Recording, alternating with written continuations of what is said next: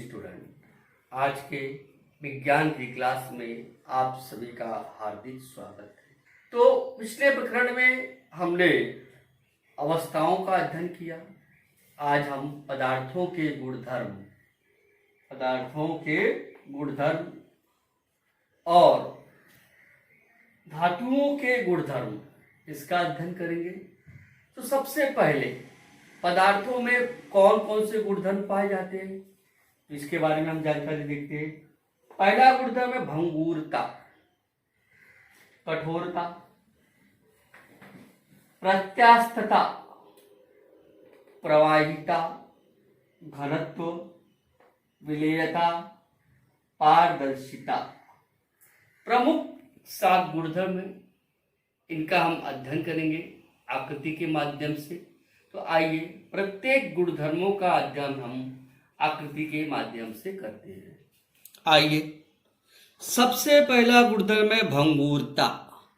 अब यहाँ पर हम आकृति में देख रहे हैं, एक हमने खड़िया चौक के टुकड़े को लिया है। चौक को तोड़ते हैं तो उसके सूक्ष्मतम कण निर्मित होते हैं। तो इससे हमें क्या समझ में आता है कि पदार्थ के आसानी से सूक्ष्मतम कणों में रूपांतरित होने की प्रक्रिया को भंगुरता कहते हैं।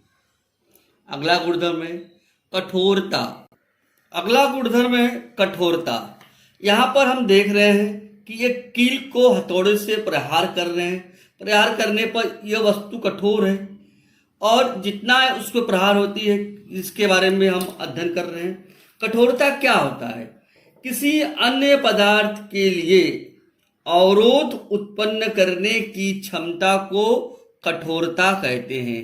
अब यह वस्तु कठोर है, इस पर कितना भी हम इस पर बल लगा रहे हैं तो उसमें जाने में समय लगता है। कहने का मतलब है कि यह वस्तु कठोर है, किसी अन्य पदार्थ के लिए अवरोध उत्पन्न करने की क्षमता को कठोरता कहते हैं। अगला गुणधर्म देखिए।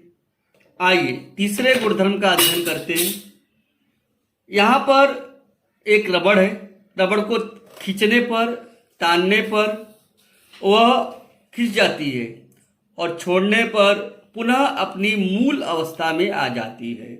तो कहने का तात्पर्य कि तनाव अथवा दाब के हटने पर पदार्थ के मूल स्थिति में आने की क्षमता को प्रत्यास्थता कहते हैं।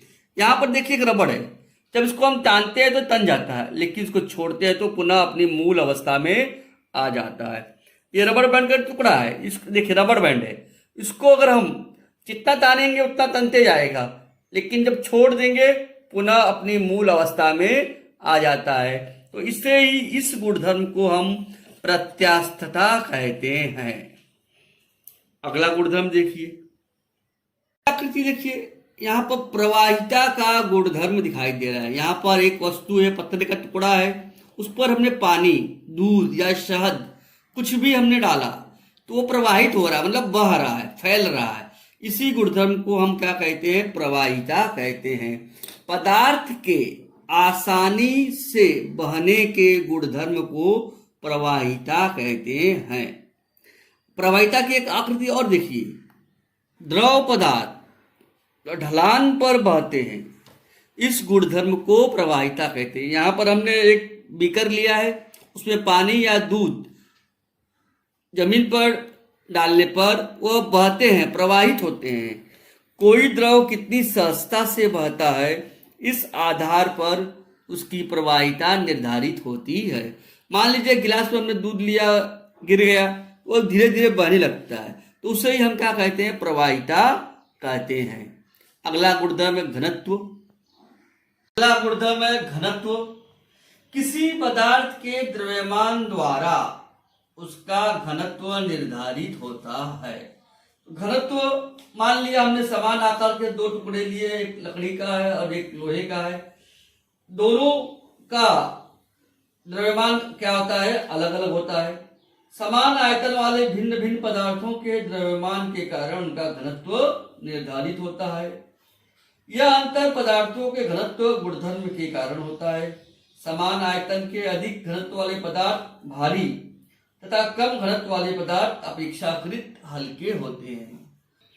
तो हमने पदार्थों के गुणधर्मों के पहला जो गुणधर्म है भंगुरता, कठोरता, प्रत्यास्थता, अप्रवाहिता और घनत्व, इन गुणधर्मों का हमने अध्ययन किया।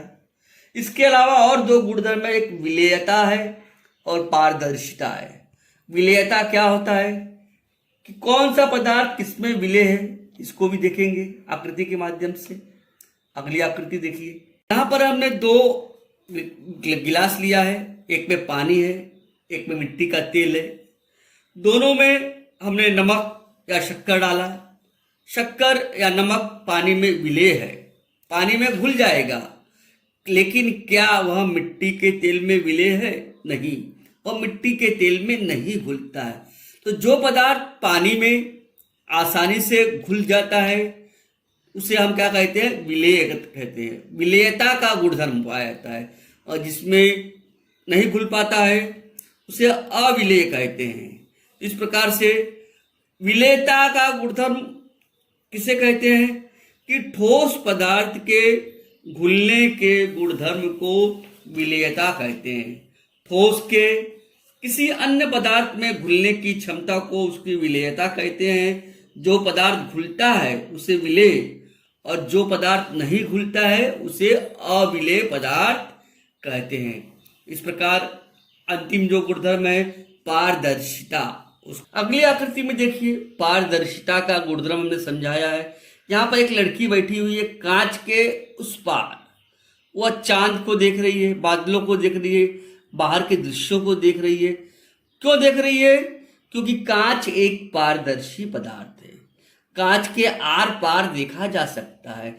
इस गुणधर्म को पारदर्शिता का गुणधर्म कहते हैं। कांच एक पारदर्शी पदार्थ है। इसका मतलब क्या होता है कि जिन पदार्थों के आर पार दिखाई देता है उन पदार्थों को पारदर्शी पदार्थ और इस गुणधर्म को पारदर्शिता कहते हैं। अब हम जो धातु है, धातु आप सभी जानते हैं, सोना है, चांदी है, लोहा है, तांबा है, पीतल है। जो धातुएं भूगर्भ में पाई जाती है उन्हें हम उनके क्या गुणधर्म है उसके बारे में अध्ययन करेंगे, उनकी क्या विशेषताएं। तो धातुओं के गुणधर्म, धातुओं में आघात वर्धता का गुणधर्म पाया जाता है, धातुओं में तन्यता का गुणधर्म पाया जाता है, धातुओं में विद्युत चालकता का गुणधर्म पाया जाता है, धातुओं में ध्वनिकता का गुणधर्म पाया जाता है, ध्वनि में रंग तथा चमक पाई जाती है। तो अब इस धातुओं में जो पाए जाने वाले गुणधर्मों का प्रत्येक का हम आकृति के द्वारा इसका अध्ययन करेंगे। आइए देखते हैं। यहाँ पर हमने धातुओं को दिखाया है। देखिए, सोना धातु, सोना, तांबा, लोहा, एल्युमिनियम, इन पदार्थ को हम धातु कहते हैं। धातुओं भूगर्भ में खनिज के रूप में पाई जाती है। खनिजों को भूगर्भ से निकालकर उन पर प्रक्रिया करके धातुएं प्राप्त करते हैं। अब हमें धातुओं के गुणधर्मों का अध्ययन करना है। आइए क्रमबद्ध धातुओं का गुणधर्म क्या है वो देखते हैं। धातुओं का पहला गुणधर्म है आघात वर्ध्यता। धातुओं को हथौड़ी से पीटने पर उसकी चद्दरें बनाई जा सकती है। इस गुणधर्म को आघात वर्ध्यता कहते हैं। आघात वर्ध्यता में ही रहस्य छिपा हुआ है। आघात यानी प्रहार करने पर उसके पतले चद्दर बनाए जा सकते हैं। यहाँ पर हथौड़ी से इस कील को पीटा जा रहा है। कील को पीटने पर उसका आकार में परिवर्तन होता है। इस गुणधर्म को ही आघात वर्ध्यता कहते हैं। अर्थात धातुओं को पीटकर उनसे पतली चद्दरें बनाई जा सकती है। उनके इस गुणधर्म को आघात वर्ध्यता कहते हैं। अगला गुणधर्म है तन्यता। उसकी आकृति देखिए। आकृति में हम तांबे के तार, पीतल के तार इसको देख रहे हैं। इसके अलावा हम तांबे, पीतल, लोहे, सोना, चांदी, इनके पतले पतले तार बनाए जा सकते हैं। तन्यता, तन्यता मतलब किसी धातुओं को खींचकर, तान कर जो लंबे पतले तार बनाए जाते हैं उसे ही हम तन्यता कहते हैं। यहाँ पर तांबा, पीतल जैसे धातुओं के तार बनाए गए हैं, ये इस आकृति में दिखाए जा सकते हैं। अर्थात तन्यता क्या है? धातुओं से तार खींचे जा सकते हैं, उसके इस गुणधर्म को तन्यता कहते हैं। अगला गुणधर्म देखिए, विद्युत चालकता।